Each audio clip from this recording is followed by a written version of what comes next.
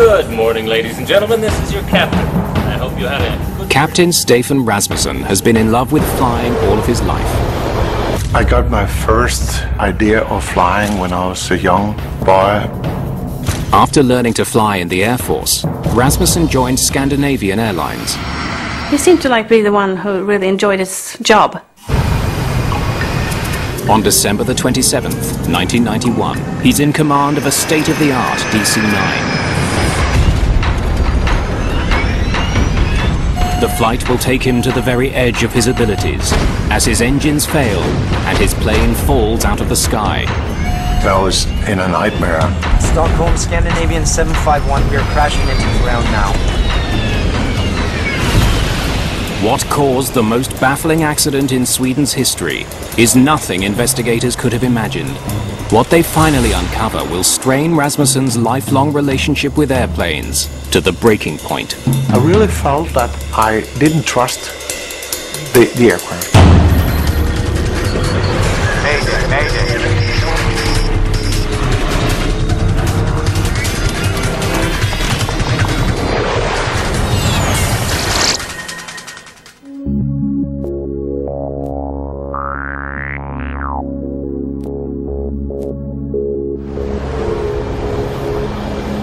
It's 2 days after Christmas.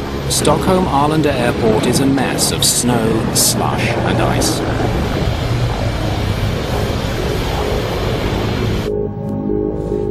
Passengers boarding a mid-morning Scandinavian Airlines flight to Copenhagen are finding the cabin very uncomfortable.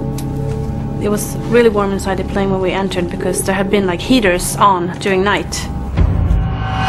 And I saw when the passengers embarked, they also wanted to take off jackets and shoes, and because it was like a sauna.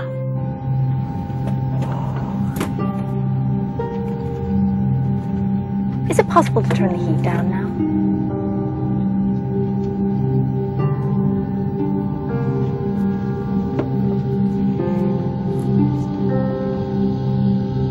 "34-year-old Ulf Sedermark has been with the airline for 4 years. He's the first officer on today's flight. It was a light snowfall. Temperature was just below freezing and light winds. We were going to fly Stockholm to Copenhagen and then to Warsaw, back to Copenhagen and down to Barcelona that day. It would be quite a long working day. Stefan Rasmussen has just finished an exterior check of the plane. The Danish pilot is in command this morning. In those over 12, almost 13,000 hours I've been sitting in an aircraft, I always felt that I put the aircraft and back on like a rucksack, and when we took lift on the wings, we melted together. The plane Rasmussen is strapping on today is a nearly new DC-9, easily identifiable by its 2 rear engines. By now, everyone should know that door stays open. Great. Even in the days before terrorist threats, flying with the cockpit door open is unusual. It's just one way Rasmussen has endeared himself to the crews and passengers he flies with. I always had my cabin door open because I found out that if we had the door open and they could see that there were a human being in there, they'd trust you. For me, it felt good that the door was open. It just feels like you have a connection more than if the door is closed. The winter weather has delayed this flight, but Rasmussen won't compromise safety for schedule. Where are we now with the de-icing? The wings aren't quite done. They've done the underside. Now they're doing the top. Thank you. Under Captain Rasmussen's instructions, the ground crew had already de-iced the plane once. Now they're giving it another pass. And it took a while, but they had trouble getting rid of the snow on top of the wing. So we were slightly late for our pushback out to our runway. For Captain Per Holmberg, this kind of delay is routine business. He flies DC-9s for the airline. A passenger this morning, he is scheduled to command another flight later that day. Good morning, ladies and gentlemen. This is your captain. I hope you had a good Christmas. We're just getting our wings cleared as we've had a bit of snow overnight, and when that's finished, we're ready for takeoff for some warmer weather.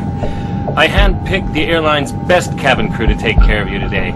We all hope you have a nice flight. Finally, Scandinavian Airlines Flight 751 is cleared to proceed. There are build-ups of snow that the crew must avoid on the way to the runway. Would have been nice of them to clear the snow. Well, that would have made it too easy.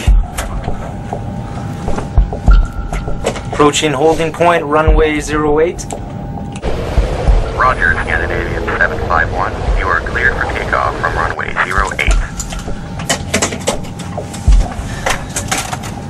08. Spoilers? Armed. Auto brake, takeoff and armed. Runway update performed. Checklist completed. Set power.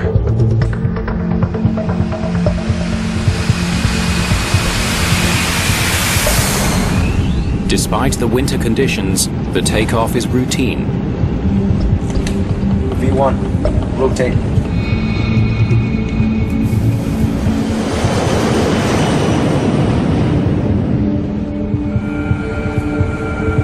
Gear up. Gear up selected.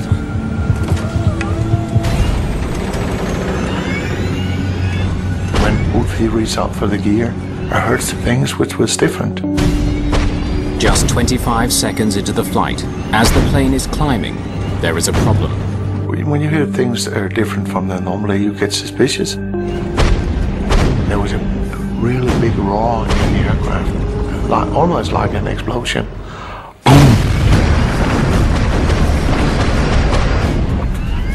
There was another banging noise that I just thought, what is that? I had never heard that before. It's obvious the source of the noise is the right engine. Sounds serious. I believe it's a compressor stall. I took the right throttle and moved a little back. But there it really became strange because the engine performance increased when I reduced the throttle. It's like if you're sitting in your car and you're turning your wheel to the left and the car is driving to the right, you get confused.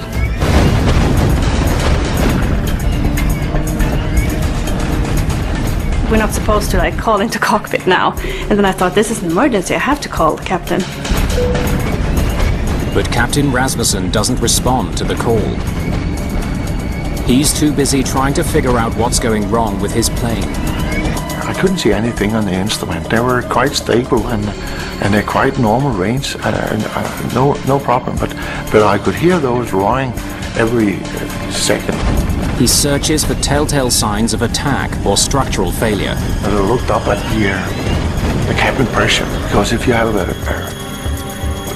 bomb or a freight door or anything which is ripped off, that'll give a decompression. In the cabin, pressure levels are stable. But the crew has other concerns. I saw the smoke and it smelled burnt. What should we do about this? Just 3,200 feet above the ground, the emergency escalates. The right engine quits. When we have flown a little over 1 minute, the right engine just went down. I had a very, very short moment of thinking that I was in a nightmare and just dreaming. I was confused. I was really confused. 2 seconds later, the left engine also quits. The plane is now powerless. One engine dropped and then another engine dropped. I thought that it wasn't true. It wasn't true. It wasn't real. Less than a minute and a half after takeoff, the DC-9 begins falling from the sky. And after that, it was complete silence.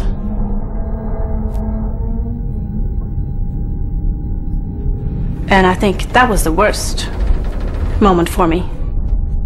Just being in the air, and it's so quiet.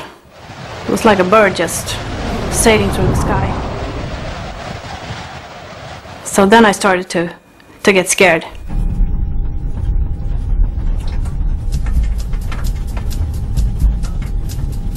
Engine relay. As the pilots try to restart their engines, things get even worse.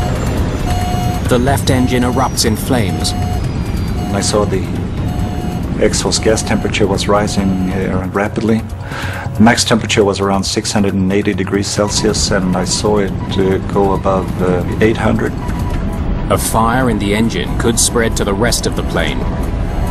Should I pull? If Sedermark pulls the fire extinguisher in the left engine, he will never be able to restart it.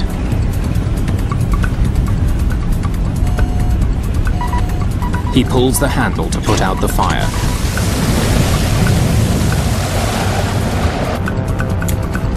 From his seat, Captain Per Holmberg can see that the crew is in trouble.